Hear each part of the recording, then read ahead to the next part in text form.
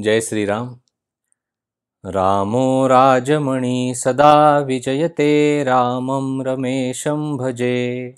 रामेणाभिहता निशाचरचमू, रामाय तस्मै नमः। रामान्नास्ति परायणं परतरं, रामस्य दासोऽस्म्यहं। रामे चित्तलयः सदा भवतु मे, भो राम माम् उद्धर। मनोजवं मारुततुल्यवेगं, जितेन्द्रियं बुद्धिमतां वरिष्ठं। वातात्मजं वानरयूथमुख्यं, श्रीरामदूतं शरणं प्रपद्ये। शुकासारिखे पूर्णवैराग्यजाचे, वसिष्ठापरी ज्ञानयोगेश्वराचे। कवी वाल्मिका सारिखा मान्य ऐसा, नमस्कार माझा सद्गुरु रामदासा। महारुद्रजे मारुती रामदास, कली माजिते जाहले रामदास। जना उद्धराया पुन्हा प्राप्त होती, नमस्कार त्या ब्रह्मचैतन्यमूर्ती। सद्गुरुनाथ महाराज की जय। जय जय रघुवीर समर्थ, श्रीराम समर्थ। जय श्रीराम। आपण मनोबोध अर्थात रामदास स्वामींनी रचलेल्या मनाच्या श्लोकांवर त्यांच्याच कृपेने निरूपण सेवा घडत आहे आणि आपण एक एक श्लोक अभ्यासत आहोत, त्याचं विवेचन बघत आहोत, त्याचा अर्थ पाहत आहोत।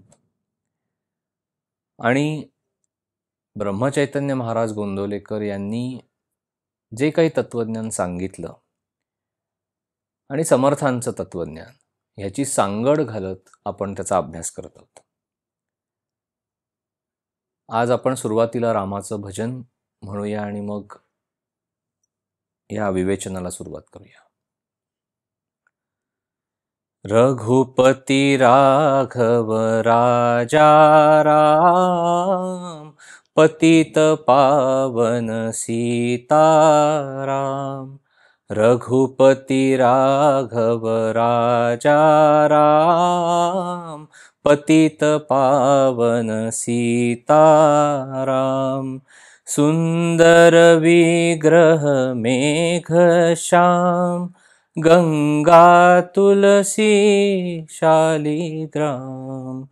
सुंदर विग्रह मेघश्याम, गंगा तुलसी शालिग्राम। रघुपति राघव राजा राम, पतित पावन सीताराम। भद्रगिरीश्वर सीताराम, भगत जन प्रिय सीताराम। रघुपति राघव राजा राम, पतित पावन सीताराम। जानकी रमणा सीताराम, जय जय राघव सीताराम। जानकी रमणा सीताराम, जय जय राघव सीताराम। रघुपति राघव राजा राम, पतित पावन सीताराम। रघुपति राघव राजा राम, पतित पावन सीताराम। रघुपति राघव राजा राम, पतित पावन सीताराम। जय श्रीराम। सगळ्यांना माझा नमस्कार। आज आपण निरूपणासाठी 9वा श्लोक घेतलेला आहे। काय श्लोक आहे ते आपण बघूया आणि मग आपण त्याचा पुढे अर्थ बघूया। समर्थ माऊली आपल्याला 9व्या श्लोकात काय सांगते? नको रे मना द्रव्य ते पुढिलांचे, अतिस्वार्थ बुद्धी नरे पाप साचे. घडे भोगणे पाप ते कर्म खोटे, न होता मना सारिखे दुःख मोठे. आपण शब्दार्थ बघूया. द्रव्य म्हणजे पैसा, धन, संपत्ती. नको रे मना द्रव्य ते पुढिलांचे. पुढिलांचे म्हणजे काय, की आपल्यापेक्षा जी वडीलधारी माणसं आहेत किंवा आपल्या आधी ज्यांनी पैसा कमवून ठेवलेला आहे त्याला पुढिलांचे असं समर्थांनी प्रयोजन शब्दाचं केलेलं आहे. अतिस्वार्थ बुद्धी नरे पाप साचे.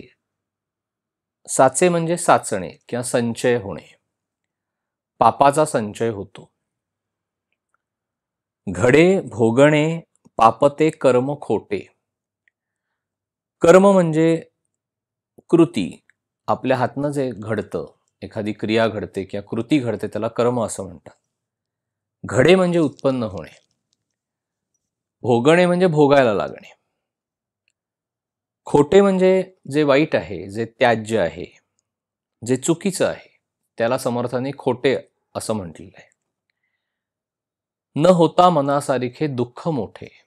दुःख म्हणजे मनाची अशी अवस्था की जिथे तुम्हाला वाईट वाटलेलं असतं, तुम्ही अस्वस्थ असता किंवा उदासीनता तुम्हाला येते, त्याला दुःख असं म्हणतात. म्हणजे नको रे मना द्रव्य ते पुढिलांचे. आपण त्याचा सरळ अर्थ बघूया की जी आपल्या आधी माणसं होऊन गेलेली आहेत किंवा ज्यांनी आपल्या आधी पैसा कमवलेला आहे, द्रव्य कमवलेलं आहे, धनसंपत्ती कमवलेली आहे, ते द्रव्य मला नको किंवा हे मना असं द्रव्य स्वीकारू नये, हा एक भाग. म्हणजेच दुसऱ्याने आधीच मिळवून ठेवलेलं जे द्रव्य आहे त्याची तू अभिलाषा ठेवू नकोस, परधनाची वासना तू ठेवू नकोस, असं समर्थांना सांगायचंय. अतिस्वार्थ बुद्धी नरे पापसाचे. दुसऱ्याचं द्रव्य तुम्ही घेऊ नका, दुसऱ्याने कमवलेलं. ह्याच्या मागे जी वासना आहे किंवा जी स्वार्थ बुद्धी आहे त्या स्वार्थ बुद्धीतून पाप साचे म्हणजे पापाचा संचय होतो. बुद्धी काय आहे, स्वार्थ बुद्धी कशाला म्हणतात, तर दुसऱ्याने कमवलेला पैसा आहे, तो मला कुठलेही कष्ट न करता फुकट अनितीच्या मार्गाने पैशाच्या लोभाने किंवा मोहाने मिळावा, ही जेव्हा बुद्धी मनुष्याच्या मनामध्ये उत्पन्न होते त्याला समर्थांनी स्वार्थ बुद्धी म्हटलेलं आहे. आणि अशी स्वार्थ बुद्धी ठेवून जर आपण दुसऱ्याचा पैसा मिळवला येन केन प्रकारेण तर पापाचा संचय होतो, असं समर्थांनी सांगितलेलं आहे. आणि पुढे समर्थ माऊली काय सांगते की घडे भोगणे पाप ते कर्म खोटे. ज्या कर्मातून पापाची उत्पत्ती होते आणि ते पाप पुढे भोगावं लागतं ते कर्म खोटं आहे, वाईट आहे, त्याज्य आहे, असं समर्थांना आपल्याला सांगायचंय. आणि सगळ्यात शेवटी समर्थ असं म्हणतात की न होता मनासारिखे दुःख मोठे. म्हणजे एवढा जीवाचा आटापिटा केला, स्वार्थबुद्धी ठेवली, दुसऱ्याचं धन मिळवण्याचा प्रयत्न केला आणि एवढं सगळं करून जर मनासारखं घडलं नाही, ते द्रव्य मिळालं नाही किंवा काहीही मनासारखं घडलं नाही तर मनुष्याला दुःख प्राप्त होतं. हा त्याचा सरळ अर्थ आहे. आपण हे आधी बघितलेलं आहे की 4थ्या श्लोकापासून ते 10व्या श्लोकापर्यंत समर्थ माऊली आपल्याला मनुष्याचं नैतिक आचरण कसं असावं किंवा मनुष्याने त्याचं आयुष्य नैतिकतेने कसं जगावं याचा परिपाठ किंवा याचा वस्तुपाठ समर्थ आपल्याला समजावून सांगत आहेत. हा संपूर्ण श्लोक हा आपल्या व्यवहाराशी निगडीत आहे. पैसा सगळ्यांनाच कमवायचा आहे, आपण प्रपंचामध्ये आहोत, आपण व्यवहार करतोय. आज आपण घरातनं बाहेर पडलो तर कुठलीही गोष्ट जर विकत घ्यायची झाली व्यवहारामध्ये तर आपल्याला पैसा लागणार आहे, आपल्याला द्रव्य लागणार आहे. पण तो पैसा कशा मार्गाने मिळवायचा आणि नीतिमत्तेच्या बंधनामध्ये राहून द्रव्य कमवायचं आहे, पैसा कमवायचा आहे, द्रव्य मिळवायचं आहे, यावर संतांचा कटाक्ष आहे. कारण आपल्याला व्यवहाराच्या मार्गाने जात असताना द्रव्याची आवश्यकता आहे, पण ते मिळवायचं कसं, ते प्राप्त कसं करायचं, आणि नीतिमत्तेच्या मर्यादा न ओलांडता आणि दुसऱ्याचं द्रव्य न लुबाडता आपल्याला कष्टाने आपला पैसा मिळवायचा आहे, हे समर्थांना आपल्याला ह्या श्लोकामध्ये सांगायचे. म्हणजे परद्रव्याची अभिलाषा ठेवू नका. आता परद्रव्य म्हणजे काय? तर दुसऱ्यानी कमवलेलं द्रव्य, दुसऱ्याचं धन, जे आपलं नाहीये. पण मनुष्य हा लोभी आहे, त्याला मोह आहे. त्यामुळे जेव्हा दुसऱ्याचा पैसा काहीही करून जर आपल्याला प्राप्त होत असेल, तर मनुष्याला त्या पैशाची हाव सुटते आणि तो लोभ ठेवतो. परद्रव्याची अभिलाषा म्हणजे काहीही कष्ट न करता फुकट आपल्याला दुसऱ्याचं धन, त्याने कमवलेली संपत्ती, त्याने कमवलेला पैसा, हे सगळं प्राप्त व्हावं अशी मनामध्ये इच्छा असणं, ह्याला परद्रव्याची अभिलाषा असं म्हणतात. मग मनुष्य प्रसंगी नैतिकतेची बंधनं ओलांडून अनितीच्या मार्गाने पैसा कमवतो. मग काही वेळेला तो दमदाटी करेल आणि एखाद्या गरीबाचा पैसा लुबाडेल. काही वेळेला व्यावहारिक कामं अडवून ठेवेल आणि पैसा मिळवेल. काही वेळेला मखलाशी करेल, गोड गोड बोलेल आणि समोरच्याचा पैसा काढेल. सगळ्या तऱ्हेची माणसं जगामध्ये असतात. प्रत्येक वेळेला तो काही दमदाटी करूनच मिळवायला पाहिजे असं नाही. बरीच माणसं दुसऱ्याचा पैसा मखलाशी करून, गोड गोड बोलून सुद्धा पदरात पाडून घेतात. पण अशी इच्छा मनामध्ये जेव्हा उत्पन्न होते, तेव्हा त्याला परद्रव्याची अभिलाषा आहे असं म्हणतात. कारण ह्याच्या मागे लोभ आहे, ह्याच्या मागे मोह आहे आणि ह्याच्या मागे असमाधान आहे. मनुष्य मुळात समाधानीच नाहीये. त्याला कितीही दिलं तरी त्याचं समाधान त्याला काही होत नाही. म्हणजे जे आहे माझ्याकडे ते शेवटपर्यंत टिकावं आणि अजून मला मिळत जावं, त्याची हाव संपत नाही. म्हणजे मनुष्य हा देहबुद्धीवर जगतो, त्याच्यामुळे त्याला जी काही परिस्थिती प्राप्त झालेली आहे त्या परिस्थितीमध्ये समाधान नसणं हा देहबुद्धीचा गुणधर्म आहे आणि मनाच्या सर्व दुःखाला देहबुद्धी कारण आहे. म्हणून महाराज काय सांगतात की तुमच्या इच्छेविरुद्ध गोष्टी होणारच आहेत, म्हणून तुम्ही इच्छाच ठेवू नका. स्वास्थ्य बिघडू न द्यायला आपली इच्छाच नाहीशी करावी. आपल्याला कोणती वस्तू मिळावी असं आपल्याला वाटूच नाही. जे काही घडतं आहे माझ्या आयुष्यात ते परमेश्वराच्या इच्छेने घडतंय. त्याच्या इच्छेत आपण आपली इच्छा मिसळली की मग आपली स्वतःची म्हणून इच्छा राहत नाही. म्हणजे हवेपणाचा रोग जो झालाय आपल्याला, तो कमी कमी होत जातो.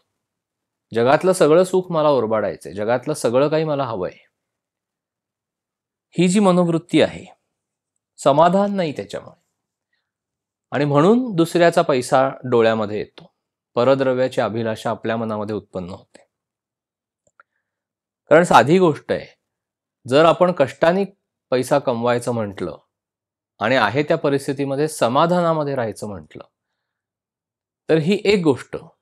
आणि दुसरं, व्यवहाराला, आपल्या विषय वासना भोगायला, आपल्याला भौतिक सुख भोगायला जो पैसा लागतो, ह्याच्यामध्ये फरक असतो. आणि मग तो फरक भरून कसा काढणार?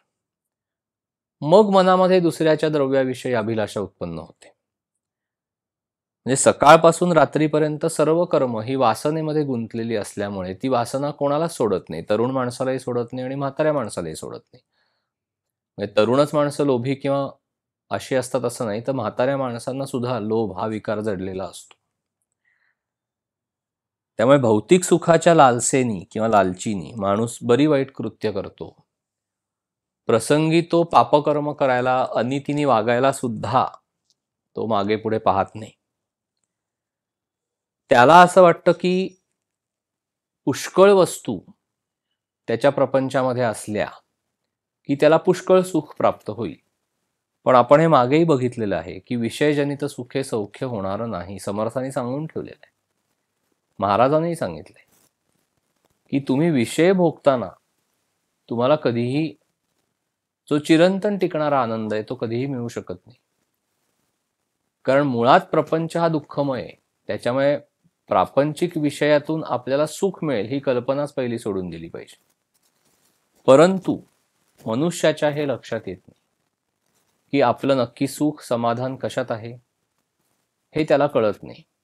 जे दृश्य आहे, जे डोळ्याला दिसतं, ते त्याला खरं वाटतं, त्याला तो सत्यत्व देतो. आणि एकदा त्याला सत्यत्व दिलं की त्या मार्गाने ज्या काही गोष्टी त्याला प्राप्त करून घ्यायच्या असतात किंवा त्याला असं वाटत असतं की हे सगळं सुख जर मला मिळालं तर मी सुखी होईन, ह्या भावनेने जेव्हा तो व्यवहारामध्ये वागायला जातो तेव्हा त्याचे कष्ट, त्याच्या कष्टातनं त्याला मिळणारा पैसा आणि त्याला जे हवंय सुख, त्याच्यासाठी लागणारा पैसा, ह्याच्यामध्ये फरक आहे. तो फरक भरून काढण्यासाठी त्याच्या मनामध्ये लोभ उत्पन्न होतो. मनुष्याला असमाधान असल्यामुळे त्याला काही वेळेला त्या लोभानी किंवा मोहानी जर उग्र स्वरूप धारण केलं तर मनुष्य अनितीच्या मार्गाने जायला लागतो आणि तो स्वतःला थांबवू शकत नाही. मग तो सर्व काही पापकर्म करतो. त्याला त्याची चटक लागते किंवा त्याच्या ते अंगवळणी पडतं आणि मग फारसे कष्ट न करता मला दुसऱ्याचा पैसा अनितीच्या मार्गाने जरी मिळवायचा झाला तरी मी तो मिळवत राहीन, कारण मला सगळं भौतिक सुख हवंय, हे पक्क डोक्यामध्ये भिनलेलं असतं. म्हणजे वास्तविक पाहता संतांचा कटाक्ष कशावर आहे की एकतर तुम्ही नीतिमत्तेच्या मर्यादा ओलांडू नका, नीतीने राहा. तुम्ही अनितीने पैसा कमवू नका, परद्रव्याची अभिलाषा करू नका. महाराज सांगतात ना की 3 गोष्टी आपल्याला परमार्थ करताना सांभाळायच्या आहेत. म्हणजे परस्त्री माते समान माना, परनिंदा विष्ठे समान मानून त्याचा त्याग करा आणि परद्रव्याची अभिलाषा धरू नका. म्हणजे वास्तविक पाहता मनुष्याने थोडी काटकसर करून पैसा बाजूला ठेवला तर त्याच्या प्रपंचाला पुरेल एवढा पैसा भगवंत देतो. पण त्याची हाव जास्त असल्यामुळे त्याला प्रत्येक वेळेला असं वाटत असतं की मी कमी पैसे कमवतोय आणि मला जास्त हवेत. ती हाव त्याची संपत नाही, त्याच्यामुळे त्याचं समाधान त्याला कधीही प्राप्त होत नाही. मग त्याला असं वाटतं की येणं केनं प्रकारेण आपण भरपूर पैसा कमवला पाहिजे, वाटेल त्या मार्गाने तो मिळवता आला तरी तो मिळवायचा आहे आपल्याला. आणि घरामध्ये पुष्कळ वस्तू जमवायच्या आहेत, सोनं खरेदी करायचं आहे, संपत्ती सगळी मिळवायची आहे, पैसा पुष्कळ पाहिजे. आणि मग त्याला एक तर पैशाचा मोह आणि लोभ जडतो आणि तिथे तो व्यावहारिक कारण काय सांगतो की हे सगळं मी प्रपंचासाठी आणि माझ्या मुलाबाळांसाठी, बायकोसाठी करतोय. हे त्या मनुष्याला, हे त्याचं व्यावहारिक कारण असतं. आणि मग प्रसंगी तो नीतिमत्ता ओलांडतो आणि मग घरातल्या लोकांना पण त्याची सवय लागते की कुठल्या का मार्गाने पैसा घरात येईना, त्यांना तो उपभोगायला मिळत असतो. संत आपल्याला तिथे सांभाळायला सांगतात की तुम्ही नीतीच्या मर्यादा ओलांडू नका. परमार्थ करत असाल तर नीती हे पथ्य आहे परमार्थाला. नीतीची बंधनं सोडून परमार्थ होणार नाही. जसं महाराज सांगतात की मीपणाचं कर्तव्य आणि माझेपणाचं कर्तव्य. मीपणाचं कर्तव्य म्हणजे उपासना आहे, माझेपणाचं कर्तव्य म्हणजे देहानी करायच्या गोष्टी. म्हणजे मी नुसती उपासना करीन पण देहानी कसाही वागीन तर चालणार नाही. दोन्ही गोष्टी सांभाळायला लागतात. म्हणून जे महाराजांनी किंवा सर्व संतांनी जे सांगितलंय की त्यांचा जो भर सदाचरणावर आहे, त्यातलाच हा भाग आहे की आचरण शुद्ध पाहिजे. एकीकडे तुम्ही देवाचं नाव घेताय, एकीकडे कुठल्या तरी सद्गुरु तत्वाला मानताय आणि दुसरीकडे जर तुम्ही अनितीने पैसा मिळवत असाल तर सद्गुरु तत्वाला कमीपणा आल्यासारखं आहे. परमेश्वराला तो कमीपणा आहे तुमच्या वर्तणुकीतून. किती सांभाळायला पाहिजे मनुष्याने स्वतःला. म्हणजे महाराज सांगतात तसं की आपण आपल्याशी 24 तास उघडा व्यवहार करावा. वाटेल त्यावेळेला भगवंत जरी आपल्या समोर आला तरी आपण करत असलेल्या कृत्याची आपल्याला लाज वाटता कामा नये. पण माणसाचं मन असं आहे की ते भौतिक सुखाच्या मागे धावतं, विषय सुखाच्या मागे धावतं साधी सरळ गोष्ट आहे. कुठलीही भौतिकातली गोष्ट खरेदी करायची झाली तर बाजारात गेल्यानंतर पैसा लागतो. पैशाशिवाय कुठलीच गोष्ट होत नाही. आणि कष्ट करून मिळालेला पैसा आणि हवा असलेला पैसा ह्यांच्यात कायमच फरक असतो. म्हणून हवेपणाचा जो रोग झालाय किंवा मनुष्याला सुख उपभोगायचंय किंवा ती सगळी वासना त्याला ते ओरबाडायला लावते. तो ओरबाडत राहतो ते सुख, पण समाधान मिळत नाही. वासनेच्या किंवा हवेपणाच्या 3 अवस्था महाराजांनी सांगितलेल्या आहेत. एक म्हणजे आस. आस म्हणजे इच्छा. मला एखादी वस्तू किंवा एखादी गोष्ट हवी आहे असं वाटणं म्हणजे आस. ती आस हवेपणाचा रोग झालेला असल्यामुळे हव्यासाचं रूप धारण करते. हव्यास म्हणजे ती वस्तू नेहमीच आपल्याजवळ असायला पाहिजे, शेवटपर्यंत. मरायच्या क्षणापर्यंत हे माझ्याकडे सगळं पाहिजे. जे काही वैभव, धनसंपत्ती, पैसा, सोनं नाणं, पैसा अडका जे काही कमवलेलं आहे ते माझ्या आयुष्याच्या शेवटच्या क्षणापर्यंत हे सगळं असंच असलं पाहिजे. हा पैशाविषयीचा हव्यास आहे. आणि त्याच्या सगळ्यात वरची पातळी म्हणजे ध्यास. म्हणजे वास्तविक पाहता ध्यास हा कशाचा पाहिजे? परमेश्वराच्या प्राप्तीचा पाहिजे. पण आपल्याला भौतिक सुखाशिवाय दुसरं काहीही न दिसणं हा त्याचा ध्यास आहे. म्हणजे मनुष्य ध्यास कशाचा घेतो? तर जास्तीत जास्त पैसा कमवायचा, आयुष्यामध्ये जास्तीत जास्त सुख उपभोगण्याचा प्रयत्न करायचा, याचा त्याने ध्यास घेतलेला असतो. म्हणजे आस, हव्यास आणि ध्यास ह्या 3 अवस्था आहेत हवेपणाच्या. त्याच्यामध्ये अडकून पडलाय मनुष्य. त्याला कळत नाही. पण वासना तृप्तीसाठी परद्रव्याची अभिलाषा धरतो आणि नीतीचं आचरण न ठेवता पापकर्म करतो. पुढे त्या पापकर्माला तो सरावतो. ती पापकर्म, अनितीचं वागणं त्याच्या अंगवळणी पडतं आणि शेवटी तो तमोगुणाला बळी पडतो. आणि तमोगुण हा तिन्ही गुणांमध्ये सर्वात जड असल्यामुळे त्याचा परिणाम जगामध्ये लगेच दिसून येतो. मग अशाला मनुष्याला दुर्बुद्धी सुचते. मनुष्याच्या हातनं पापकर्म घडायला सुरुवात होते. वागणं अनितीचं आहे, चुकीच्या मार्गाने, भ्रष्टाचाराने तो पैसा कमवायला सुरुवात करतो. अशुद्ध आचरणाने पैसा कमवण्याला म्हणजे त्याला बंधन राहत नाही, अभिलाषा उत्पन्न झालेली. त्याच्या मागे कुठले विकार आहेत? तर मोह आहे, लोभ आहे, अहंकार आहे, मद आहे, सगळं आहे. आणि म्हणून समर्थ माऊली आपल्याला पहिल्या चरणामध्ये सांगते की नको रे मना द्रव्य ते पुढीलांचे. महाराज काय सांगतात त्यालाच अनुसरून उदाहरण दिलंय महाराजांनी की वेताळाची स्वारी निघाली की सगळी पिशाच्य त्याच्याबरोबर येतात. तसं तो पैसा आला म्हणजे अनितीने कमवलेला पैसा आपण बोलतोय. लक्ष्मीचे सुद्धा 2 प्रकार आहेत, लक्ष्मी, अलक्ष्मी. जो पैसा अनितीने मिळवलेला आहे, जो पैसा भ्रष्टाचाराने मिळवलेला आहे, जो नीतिधर्माचं आचरण न ठेवता कमवलेला आहे, जो दुसऱ्याला लुबाडून कमवलेला आहे, दुसऱ्याला फसवून कमवलेला आहे, ती अलक्ष्मी आहे. ती अलक्ष्मी तुमचा एक दिवस मुळासकट नाश करणार आहे, हे लक्षातच घ्यायला पाहिजे आपल्याला.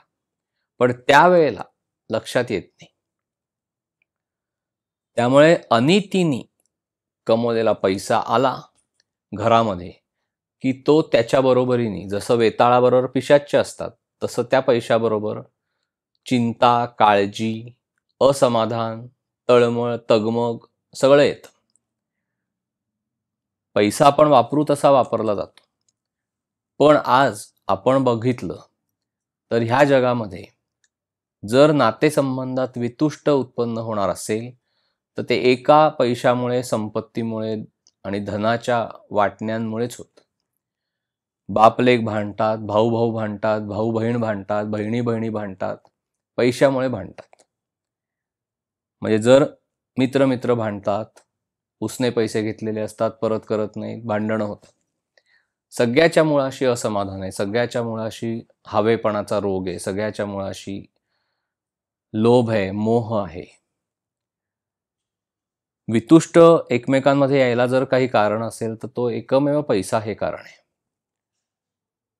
म्हणून महाराज सांगतात की भगवंतानी तुम्हाला ज्या स्थितीमध्ये ठेवलेलं आहे त्या स्थितीमध्ये तुम्ही समाधानी राहण्याचा प्रयत्न करा. म्हणजे परद्रव्य, दुसऱ्याचा पैसा लुबाडायचा, फसवणूक करून तो मिळवायचा किंवा व्यावहारिक काहीतरी कामं अडवून तो पदरात पाडून घ्यायचा.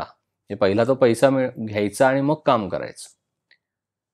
ह्या पद्धतीने जर आपण काम करत असू आणि नीतिमत्तेच्या मर्यादा ओलांडून आपण काम करणार असू, तर आपल्याला कधीही समाधान प्राप्त होणार नाही आणि ती अलक्ष्मी आहे. ती अलक्ष्मी तुमचा मुळासकट नाश करेल एक ना एक दिवस. महाराज आपल्याला समजावताना हे सांगतात की तुमच्या प्रपंचाचं स्वरूपच उणीव हे आहे. मुळात प्रपंच खोटा आहे, मिथ्या आहे, असत्य आहे आणि प्रत्येकाच्या प्रपंचामध्ये उणीवा असतात. कोणाचाही प्रपंच हा परिपूर्ण नाही.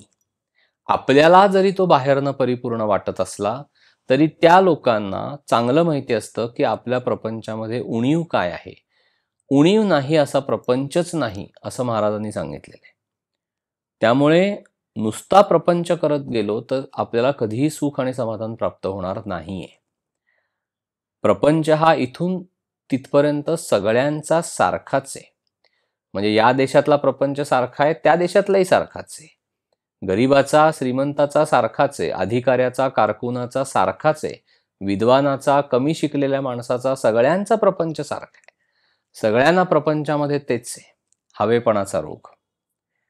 म्हणून प्रपंचाचा धर्म जो उणेपणा तो कुठेही गेलात तरी बदलत नाही. म्हणून दुसऱ्याचं सुख पाहून तुम्ही अस्वस्थ होऊ नका आणि जे त्याच्यापाशी आहे आपल्यापाशी नाही ही तुलना करून ऐश्वर्याला भुलू पण नका आणि ते सगळं आपल्याला मिळवायचंय आणि वाटेल त्या मार्गाने काहीही करावं लागलं तरी मी तो पैसा मिळवणार आहे अशी हावही ठेवू नका. कारण एक ना एक दिवस ते सगळं त्याचा नाश होणार आहे.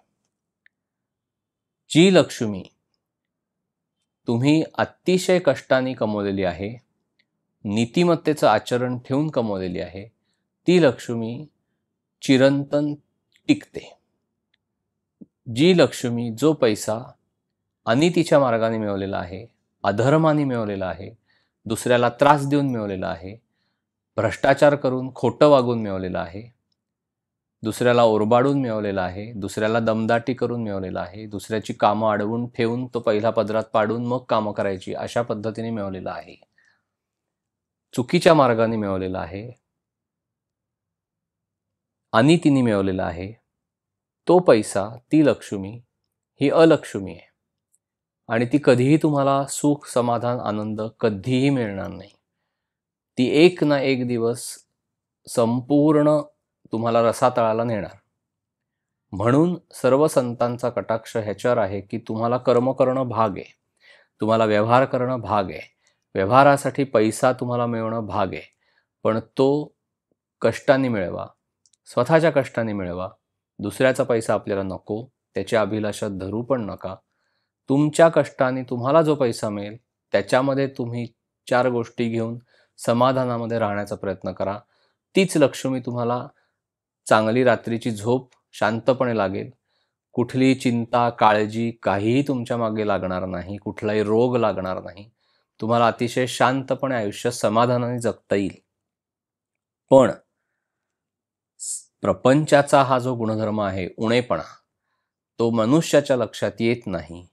त्यामुळे मनुष्य लोभानी, मोहानी, प्रापंचिक आसक्तीनी किंवा विषय सुखाच्या लालचीनी किंवा आपण सगळ्या वस्तू प्रपंचामध्ये सगळ्या गोष्टी गोळा केल्या तर आपल्याला तो प्रपंच अतिशय सुखाचा होईल या भ्रामक समजुतीनी तो परद्रव्याची अभिलाषा धरतो. धनवान व्यक्तीच्या प्रपंचात देखील कुठली तरी उणीव असतेच हे महाराजांनी सांगितलेलं आहे. त्यामुळे जितक्या गोष्टी प्रपंचामध्ये आणल्या तरीही प्रपंच हा उणाच आहे, तो कधीही पूर्ण होत नाही. दुसऱ्या कुठल्या तरी गोष्टीची अभिलाषा मनामध्ये उत्पन्न होते, कारण एका गोष्टीच्या आणण्यामध्येच दुसऱ्या गोष्टीचं बीज लपलेलं आहे, दुसरी गोष्ट आणण्याचं बीज लपलेलं आहे. प्रपंच हा मिथ्या आहे. महाराज काय सांगतात की उदाहरण दिलंय महाराजांनी की 2 मुली आहेत, भातुकली खेळल्या. जी गरीब मुलगी आहे तिने पोळी आणि गुळांबा केला, जी श्रीमंत घरची मुलगी आहे तिने श्रीखंड पुरी केली.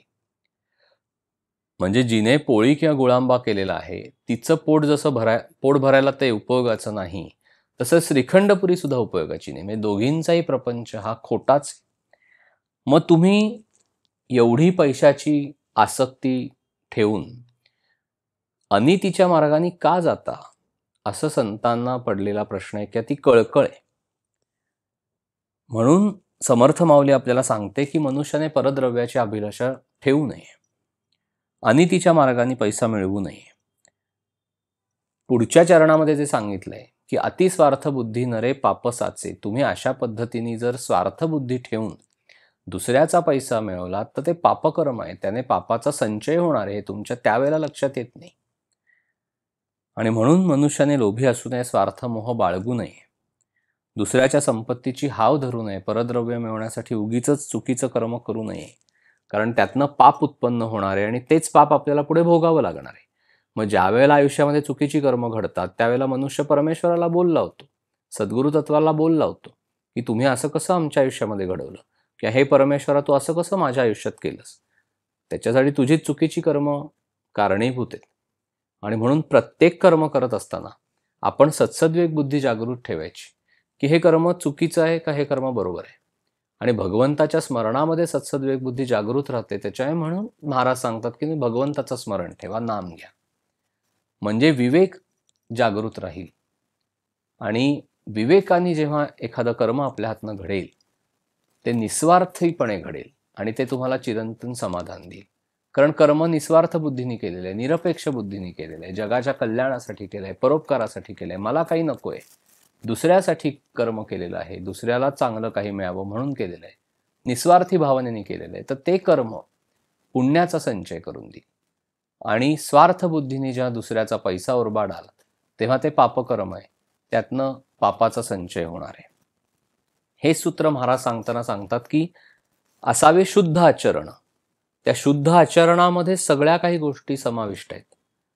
करावे भगवंताचे स्मरण, कर्तव्याची ठेवावी जागृती. कर्तव्य काय आहे आपल्याला? योग्य मार्गाने पैसा कमवणं हे आपलं कर्तव्य आहे. कर्तव्याची ठेवावी जागृती, त्यात भगवंताची राखावी स्मृती. हे सगळं करत असताना आपल्या संपूर्ण गोष्टीला, व्यवहाराला, प्रपंचाला भगवंताचं अधिष्ठान पाहिजे. मनामध्ये भगवंताविषयीची अशी जाणीव पाहिजे की जर मी चुकीचं काही केलं काम तर माझ्या भगवंताला ते आवडणार नाही, माझ्या सद्गुरूंना ते आवडणार नाही, समर्थांना आवडणार नाही, माझ्या महाराजांना ते आवडणार नाही, आणि म्हणून आपण ते करायचं नाहीये. एवढी भावना मनामध्ये प्रबळ पाहिजे. प्रत्येक संतांनी अगदी कटाक्षाने हे सांगितलंय की आचरण शुद्ध ठेवा. म्हणजे सदाचरण महाराज सांगतात तसं की शेताला घातलेल्या कुंपणासारखं आहे. म्हणजे तुम्ही जर चांगलं शेत यायचं असेल आणि ते पीक गुराढोरांनी खाऊ नये असं वाटत असेल तर जसं शेतकरी त्याच्या शेताभोवती कुंपण घालतो तसं आपण आपल्या स्वतःभोवती नीतिमत्तेच्या मर्यादा घालून घेतल्या पाहिजेत. त्या मर्यादा आपल्याला ओलांडायच्या नाहीत. आपण जर नीतीच्या मर्यादा ओलांडल्या तर पापसंचय होणार आहे असं समर्थ माऊली आपल्याला सांगते. म्हणजे आपल्याकडे पैसा कमी आहे म्हणून जर आपल्याला काळजी लागत असेल, चिंता लागत असेल, उद्याची चिंता आपल्याला भेडसावत असेल तर हे बद्धपणाचं लक्षण आहे. आपल्याला बद्धपणातनं मुक्तपणाकडे जायचे, मुक्त व्हायचे सगळ्यातनं. त्याच्यामुळे आपल्याला आसक्ती सोडावी लागणार आहे. म्हणजे महाराज काय सांगतात की हव्या त्या गोष्टी देण्यामध्ये भगवंताची कृपा नसून आहे त्या गोष्टीमध्ये समाधान तुम्हाला मानता येतंय ह्याच्यामध्ये भगवंताची कृपा आहे. त्यामुळे संसारामध्ये काही न्यून पडू नये किंवा संसार आपला व्यवस्थित व्हावा म्हणून योग्य मार्गाने पैसा कमवण्यामध्ये काहीच गैर नाही आहे. म्हणजे भगवंत आपल्याला जरुरीपुरतं कायम देतो, पण आपली हाव एवढी असल्यामुळे आपल्याला कितीही पैसा कमवला, कितीही धन कमवलं, कितीही संपत्ती कमवली तरी हवेला मर्यादा नाही, त्याच्यामुळे आपल्याला ते कमीच पडणार आहे. मनुष्याला किती असलं म्हणजे पुरेल हे ठरलेलं नसल्यामुळे आहे त्या परिस्थितीमध्ये समाधान टिकलं किंवा समाधानाने राहिलं तर मग जे आहे ते आपल्याला पुरतं असं महाराजांनी सांगितलंय. आणि अशा जर मनोभूमिकेने आपण जगलो तर आपल्याला परद्रव्याची कधीही अभिलाषा वाटणार नाही. म्हणजे महाराज म्हणतात की आपण लहानाचे मोठे झालो, शिकलो, विद्या केली, मग नोकरी मिळाली, लग्न झालं, मुलं बाळ झाली, सगळा संसार आपला व्यवस्थित चाललेला आहे, घरदार केलं, तरीही आपल्याला समाधान नाही, तरीही मनाची तगमग, अस्वस्थता जात नाही, तरीही आपल्याला पैसा अधिकाधिक कमवावासा वाटतो, अधिकाधिक सगळा तो साठवावासा वाटतो. खर्च करत राहतात माणसं. लोभ आहे ह्याच्या मागे, मोह आहे. कारण विषय भोगायचा आहे. त्याच्यासाठी तो पैसा मिळवणं जास्तीत जास्त आणि तो जास्तीत जास्त खर्च करत राहणं. मग कायमच त्याच्यामध्ये आपल्याला फरक पडत जातो. मग मनामध्ये लोभ उत्पन्न होतो, मग मनामध्ये स्वार्थबुद्धी उत्पन्न होते आणि मग आपल्याला असं वाटतं की दुसऱ्याचा पैसा आपल्याला मिळावा आणि तो कशाही मार्गाने मिळवला तरी आपल्याला चालणार आहे, कारण व्यावहारिक समर्थन दिलेलं आहे. पण समर्थ माऊली म्हणते की अशा पद्धतीने जर पैसा कमवला तर पापसंचय होणार. म्हणजे अमुक हवं असं मला वाटलं आणि ते मिळालं नाही की आपल्याला दुःख होतं. आणि म्हणून समर्थ शेवटच्या चरणामध्ये हे सांगतात की न होता मना सारिखे दुःख मोठे. म्हणजे एवढी आटाआटी केली जीवाची, पण आपल्याला मनासारखं पदरात पडलं नाही तर दुःख होणार आहे. म्हणून अमुक एक हवं असं वाटूच नाही आपल्याला. महाराज सांगतात ना की तुम्ही आहे त्या परिस्थितीमध्ये समाधानी राहा, तिथे तुम्हाला भगवंताची प्राप्ती होईल. जे समाधान आणि आनंद ही खरी लक्ष्मी आहे. वृत्तीचे समाधान असणे हीच भगवंताच्या कृपेची खूण आहे. त्यामुळे वस्तूमध्ये समाधान आहे ही कल्पना आपल्याला सोडून दिली पाहिजे. आणि खरं समाधान, खरा आनंद हा भगवंताचं होण्यामध्ये आहे. आणि भगवंताचा आपण कधी होणार?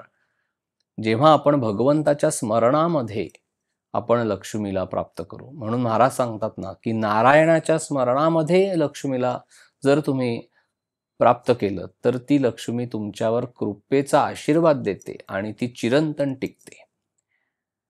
त्यामुळे जर आपली ती संसारातली आसक्ती किंवा प्रापंचिक आसक्ती किंवा पैशाची आसक्ती किंवा पैशाचा लोभ, मोह जर कमी झाला, क्षीण झाला, नष्ट होत गेला तर आपल्याला परद्रव्याची अभिलाषा राहत नाही. आणि आहे त्या परिस्थितीमध्ये समाधानामध्ये राहून स्वतः कष्ट करून पैसा कमवून मनुष्य ठरवू शकतो की मी राहणार आहे आणि तिथेच त्याला खरं समाधान आणि खरा आनंद मिळणार आहे. खरी लक्ष्मीची कृपा त्याच्यावर होणार आहे. पण भ्रष्टाचाराने, अनैतिक मार्गाने, पापकर्म करून, चौर्यकर्म करून, दुसऱ्याला लुबाडून, फसवून असा जर पैसा हडपला तर तो अलक्ष्मीचं स्वरूप धारण करतो आणि तो पैसा लाभत नाही. कित्येक लोक दुसऱ्याचा पैसा मिळवण्यासाठी लांगुलचालन करतात आणि तो पैसा मिळवण्याचा प्रयत्न करतात, तेही पापकर्मच आहे. म्हणजे पैशाबद्दलची वासना किंवा आसक्ती, तो मिळावा अशी प्रवृत्ती, त्याच्या मागचा लोभ, मोह हे सगळं मनुष्याला पापकर्म करायला भाग पडतं, उद्युक्त करतं. म्हणजे वासना ही लाडावलेल्या कुत्र्याप्रमाणे आहे. हडहड कितीही केलं तरी जसा कुत्रा बाजूला जात नाही तसं वासना मरत नाही. वासना मारायची असेल तर भगवंताचं नाम घेणं हा एकमेव उपाय आहे. म्हणजे काय होतं की भगवंताची प्राप्ती आपल्याला होते. एकदा वासनेचा सगळ्या फांद्या आहे ते सगळं छाटलं, तो जो हे आहे तो सगळा वासना मुळासकट उखडली जाते, तिथे भगवंताची प्राप्ती आपल्याला होणार आहे. आणि म्हणून महाराज असं म्हणतात की आपल्याला प्रपंचाला लागेल इतका पैसा हा जरूर प्रामाणिकपणे मिळवावा, पण जास्तीची हाव करू नये. महाराज सांगतात की प्रपंच असावे खबरदार, धनसंग्रही साठवावे, सर्वच खर्चून न टाकावे, परी लोभात न गुंतावे अंतर. म्हणजे तुम्ही पैसा संग्रही ठेवा, कारण तुम्ही प्रपंची आहात. तुम्हाला अडीअडचणीला भविष्य काळामध्ये पैशाची निकड भासू शकते. त्याच्यामुळे तुम्ही पैसा बाजूला ठेवा, पैसा जरूर साठवा, पण त्याच्या लोभामध्ये तुमचं अंतर म्हणजे तुमचं मन गुंतून देऊ नका. पैसा हा नीतिधर्माने मिळवावा, तो वाटेल त्या मार्गाने मिळवणं इष्ट नाही. आपल्याला प्रपंचाला जेवढा जरूर आहे तेवढा पैसा आपण प्रामाणिकपणे मिळवावा. आपण प्रापंचिक माणसं आहोत. पैसा साठवणं हे गैर नाही, पण पैशामध्ये आसक्ती कालवणं हे गैर आहे. प्रपंचाला पुरेल एवढा पैसा जवळ असला, काही कमी पडलं नाही, तर तो मनुष्य श्रीमंत समजा, असं महाराजांनी सांगितलेलं आहे. त्यामुळे पैशाच्या बाबतीमध्ये आपण अतिशय कसोशीने प्रयत्न करावा. जरूर पैसा चांगल्या मार्गाने मिळवण्याचा प्रयत्न करावा आणि नंतर सगळं भगवंतावर त्याचं काय फळ द्यायचंय आपल्या कर्माचं ते त्याच्यावर सोडून द्यावं. आपण आतून निरीच्छ असावं, आपण आतून निर्लोभ आणि निष्काम अशा भावनेने राहायला पाहिजे. म्हणून दुसऱ्याचं द्रव्य आपल्याला मिळावं अशी कधीही बुद्धी ठेवू नये. महाराजांनी सोपं सांगितलंय की नीतिधर्माचं आचरण ठेवता यावं, अब्रून जगता यावं, मुलाबाळांचं रक्षण करता यावं, इतका पैसा जर तुमच्याकडे असेल तर तो मनुष्य श्रीमंत समजावा. पैशाच्या आसक्तीमध्ये राहू नये. जगामध्ये आज जे काही सगळं अधर्म, अत्याचार चाललेले आहेत, अनितीचं जे सगळं वातावरण आहे, त्या सगळ्याच्या मागे पैसा आहे. त्या सगळ्याच्या मागे असमाधान आहे. त्या सगळ्याच्या मागे आसक्ती आहे, लोभ आहे, मोह आहे, अहंकार आहे, मद आहे. हे सगळे विकार त्याच्या मागे आहेत आणि म्हणून मनुष्य हा जास्त लोभी झालाय आत्ताच्या काळामध्ये. महाराज सांगतात की देवाची ज्याच्यावर कृपा आहे तो त्याला पोटा पाण्यापुरता पैसा देतो, पण ज्याची कसोटी पाहिजे, ज्याची परीक्षा पाहिजे, त्याला परमेश्वरा जास्त पैसा देतो. आता तू तो पैसा कशा पद्धतीने हे करतोस, तू अनितीच्या मार्गाने कमवतोस का, ह्याच्यावर कटाक्ष आहे परमेश्वराचा आणि संतांचा. आणि म्हणून मनुष्याने श्रीमंताचा द्वेष करू नये आणि गरिबाला कमी लेखू नये. आपल्याला जी परिस्थिती प्रारब्ध योगानुसार प्राप्त झालेली आहे त्या परिस्थितीमध्ये आपण अतिशय समाधानाने आणि सुखाने राहण्याचा प्रयत्न करावा आणि कोणाबरोबर तुलना करू नये. पैसा आला तर तो भगवंताच्या इच्छेने आला, तो पैसा गेला तर तो भगवंताच्या इच्छेने गेला, अशा पद्धतीने आपण राहावं. पण आपलं समाधान बिघडू देऊ नये. पैसा उद्या गेला तरी आपली अब्रू जात नाही. अब्रू ही आपल्या आचरणावर अवलंबून असते. त्यामुळे पैसा जरी आपल्याकडे उद्या नसला तरी आपली अब्रू काही जात नाही. त्यामुळे काही झालं तरी अतिस्वार्थ बुद्धी नरे पापसाचे, म्हणजे तुम्ही स्वार्थ बुद्धी ठेवू नका, नाहीतर पापाचा संचय होईल, असं समर्थांचं सांगणं आहे. परद्रव्याची अभिलाषा ठेवली तर पापसंचय होईल आणि एकदा का पाप वाढलं की आपल्याला ते सगळं भोगावं लागणार आहे. म्हणून पुढच्या चरणामध्ये तेच सांगितलेले आहे की घडे भोगणे पाप ते कर्म खोटे. पण मनुष्य काय म्हणतो की मला पैसा कमवायला पाहिजे, मला मुलाबाळांची तरतूद करायला पाहिजे. बरोबर आहे, पण आयुष्य हे नश्वर आहे, देह हा नश्वर आहे. त्यामुळे जिथे आपण स्वतःचीच खात्री देऊ शकत नाही तिथे आपण आपल्या मुलाबाळांची काय खात्री देणार. पण हे माणसाच्या लक्षात येत नाही. त्याच्यामुळे प्रामाणिकपणे आपल्या प्रपंचाला लागेल एवढा पैसा कमवावा, जास्तीची हाव करू नये, असं महाराजांचं सांगणं आहे. मनुष्याने ही गोष्ट लक्षात घेतली पाहिजे की जर आपण भ्रष्ट मार्गाने पैसा कमवला, अनितीने पैसा कमवला, दुसऱ्याचं द्रव्य लुबाडलं, फसवणूक केली, वाटेल त्या मार्गाने पैसा कमवण्याचा प्रयत्न केला, चुकीच्या पद्धतीने पैसा कमवण्याचा प्रयत्न केला तर पापसंचय होतो. आणि एकदा का पापसंचय झाला, जसं मगाशी आपण बघितलं की वेताळाची स्वारी निघाली की सगळी पिशाच्च मागे येतात, त्याप्रमाणे अनितीच्या मार्गाने मिळवलेला पैसा किंवा धनसंपत्ती घरामध्ये आली की त्याच्याबरोबर चिंता, काळजी, क्लेश, दुःख, असमाधान, आसक्ती, आनंद पूर्णपणे मावळून गेलाय अशी अवस्था, उदासीनता येते त्या घरामध्ये, तगमग येते. ज्या माणसाचा पैसा लुबाडलेला आहे त्या माणसाची नकारात्मक ऊर्जा सगळी तुम्ही खेचून घेता. जे पापसंचय झालेलं आहे ते सगळं तुम्ही खेचता आणि ते शेवटी तुम्हाला भोगायला लागतं. आणि तुम्हालाच भोगायला लागतं असं नाही, तर तुमच्या पुढच्या पिढीतल्या मुलांना सुद्धा भोगायला लागतं. त्याच्यामुळे ज्या घरामध्ये अशा पद्धतीने चुकीच्या मार्गाने पैसा कमवून आणलेला आहे त्या घरांचं बारीक निरीक्षण केलं तर ती घरं असमाधानी असतात. त्या घरामध्ये चांगली मुलं जन्माला येत नाहीत. पुढे ती मुलं व्यसनी बनतात. अनितीच्या मार्गाने ती मुलं पण जातात. त्या घराण्यामध्ये जन्मलेली ती त्यांच्या आईबापाला सुद्धा विचारत नाहीत आणि अशा पद्धतीने ती जी अलक्ष्मी घरामध्ये प्रवेश करती झालेली आहे चुकीच्या मार्गातनं पैसा कमवल्यामुळे, ती अलक्ष्मी त्या संपूर्ण घराचा रसातळाला त्या घराला नेते आणि नाश करते. आणि सगळं ते नाश पावतं.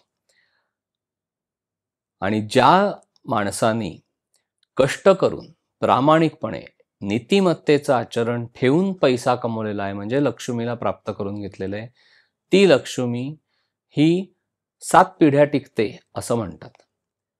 म्हणजे आपण जे आपल्याकडे जो शब्दप्रयोग आहे ना, की लक्ष्मी, प्रत्यक्ष लक्ष्मी पाणी भरते त्याच्या घरामध्ये, म्हणजे ती आशीर्वाद देते, ती कृपा करते आणि त्या घराण्यावर लक्ष्मीचा कृपाशीर्वाद असतो. कारण त्या घराण्यामधली प्रत्येक माणसं, प्रत्येक जण हा नीतिमत्तेने वागतो, प्रामाणिकपणे वागतो आणि पैसा कमवतो किंवा धन कमवतो. म्हणून महाराज म्हणतात की तुम्ही चांगल्या मार्गाने पैसा कमवा, तुम्ही वैभवामध्ये राहा, अगदी गाद्या गिरद्यांवर लोळा, उदासीन राहू नका, दैन्यवाने राहू नका. तुम्हाला चांगला परिस्थितीने, चांगली तुमच्याकडे आहे ना परिस्थिती चांगली, चांगलं राहा. पण हे सगळं रामाच्या कृपेने झालेलं आहे असं समजून राहा. म्हणजे उद्या सतरंजीवर जरी झोपायची वेळ आली आपल्यावर, तरी सुद्धा आपल्या मनाची भूमिका ही स्थिर पाहिजे, समाधानी पाहिजे.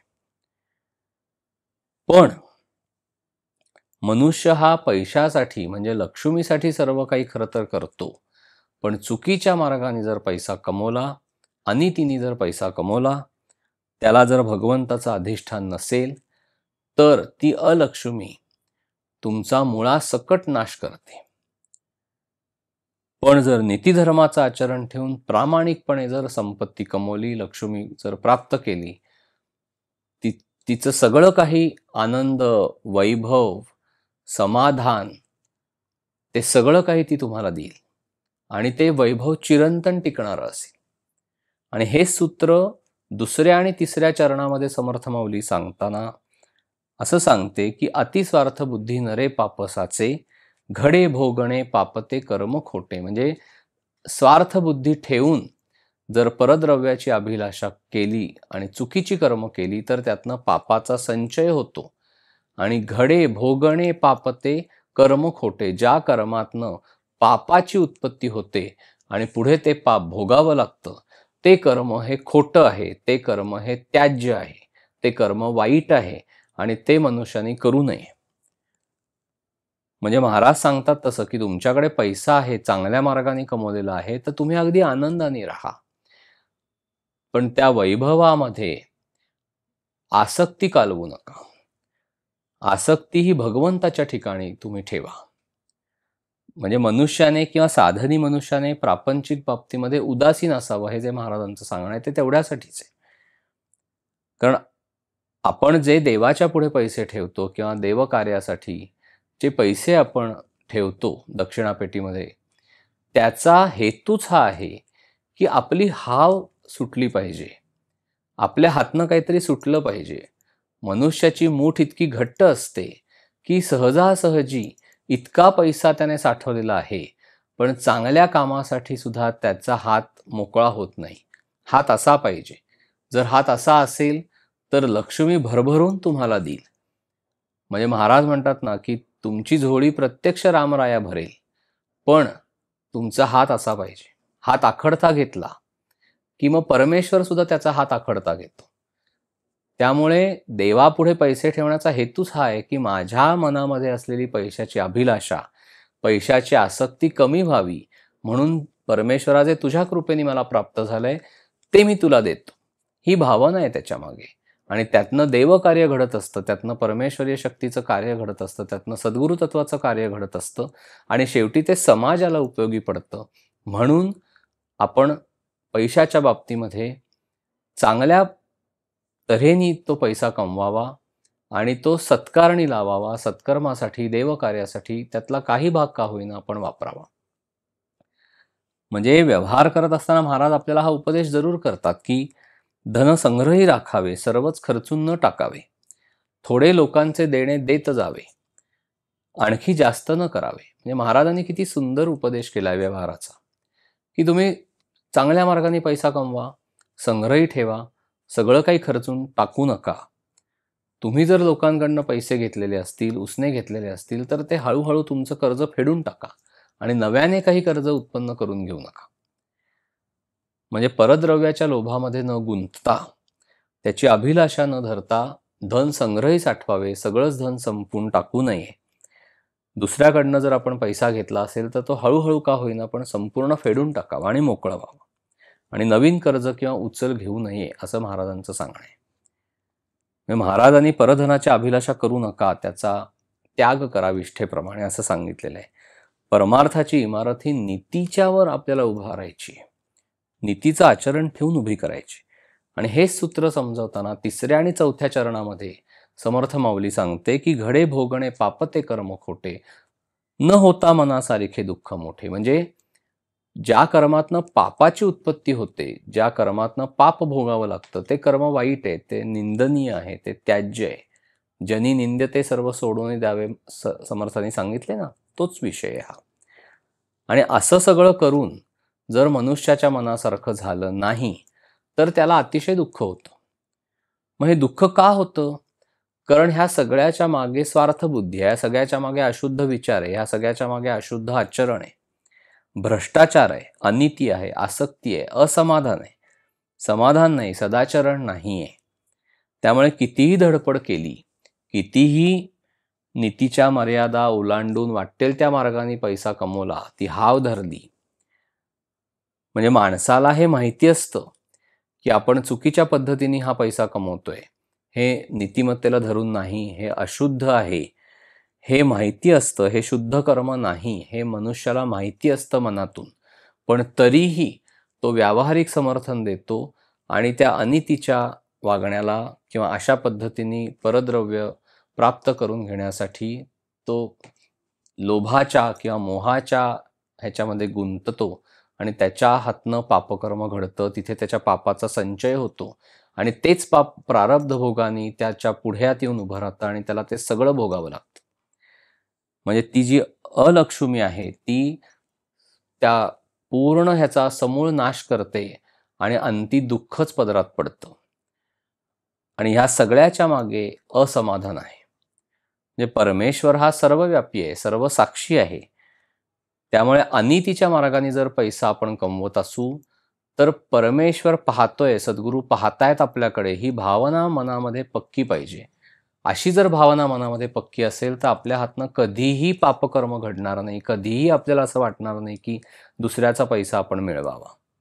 आणि म्हणून समर्थांनी सांगितल्याप्रमाणे परद्रव्याची अभिलाषा करू नये, आपण पूर्ण उदासीन असावं, आपण कोणाचाही पैसा घेऊ नये. एखाद्या वेळी प्रारब्ध योगाने जर असं परद्रव्य मिळण्याचा प्रसंग आला तर आपण तो सत्कर्मासाठी, देवकार्यासाठी, सामाजिक कार्यासाठी तो वापरावा, अन्नदानासाठी वापरावा. म्हणजे त्या द्रव्याच्या मागे जी काही आसक्ती आलेली आहे किंवा जे काही नकारात्मक काही जर चिकटलेलं असेल त्या द्रव्याला, तर तो पैसा अन्नदानासाठी किंवा चांगलं कामासाठी, सत्कर्मासाठी, सत्कार्यासाठी, परमेश्वराच्या कार्यासाठी, सद्गुरू तत्वाच्या कार्यासाठी, जर सामाजिक कार्यासाठी जर तो वापरला तर त्या द्रव्याच्या मागे असलेले जे गुणधर्म आहेत ते आपल्याला चिकटत नाहीत. म्हणजे अयोग्य मार्गाने जर द्रव्य कमवलेलं असेल तर त्या द्रव्याला एक नकारात्मकता चिकटलेली असते, त्या द्रव्याला चिंता, काळजी, असमाधान हे सगळं चिकटलेलं असतं. त्याच्यामुळे जेव्हा आपण तशा मार्गाने पैसा कमवतो तेव्हा हे सगळं आपल्याला येतं आणि तो माणूस सुखाने झोपसुद्धा घेऊ शकत नाही. आणि म्हणून महाराज सांगतात की तुम्ही अशा पद्धतीने एकतर द्रव्याची अभिलाषाच ठेवू नका आणि जर तुम्हाला ते द्रव्य तुमच्या प्रारब्ध योगानुसार प्राप्त झालं तर तुम्ही ते सत्कर्मासाठी वापरा. काही जण अशा पद्धतीने राहतात की परद्रव्य अनितीच्या मार्गाने कमवतात आणि त्यांना असं वाटतं की त्यातला काही भाग जर आपण देवाच्या ठिकाणी दान केला किंवा सद्गुरू तत्वाच्या ठिकाणी दान केला तर आपण अनितीच्या मार्गाने मिळवलेलं सगळंच धन हे शुचिर्भूत होणार आहे. तर असं काहीही नाही आहे. तुम्ही त्यातला काही जरी वाटा दान केला तरी उरलेलं द्रव्य काही शुचिर्भूत होत नाही, ते तितकंच त्याज्य आहे. ते पापकर्मच आहे, कारण पापसंचय झालाय आणि तिच्या मार्गाने मिळवलेला आहे, त्याच्यामुळे पापसंचय झालेलाच आहे. आणि हेच सूत्र समर्थ माऊली आपल्याला या श्लोकामध्ये सांगते की नको रे मना द्रव्य ते पुढीलांचे, म्हणजे परद्रव्याची अभिलाषा तू करू नकोस. अतिस्वार्थ बुद्धी नरे पापसाचे. जर अशा पद्धतीने तू स्वार्थबुद्धी ठेवून परद्रव्य जर मिळवण्याचा प्रयत्न केलास किंवा ते मिळवलंस तर तो पापाचा संचय आहे. घडे भोगणे पाप ते कर्म खोटे. अशा पद्धतीने ज्या कर्मातनं पापाची उत्पत्ती होते आणि ते पाप भोगावं लागतं, ते कर्म हे खोटं आहे, वाईट आहे, निंदनीय आहे, त्याज्य आहे.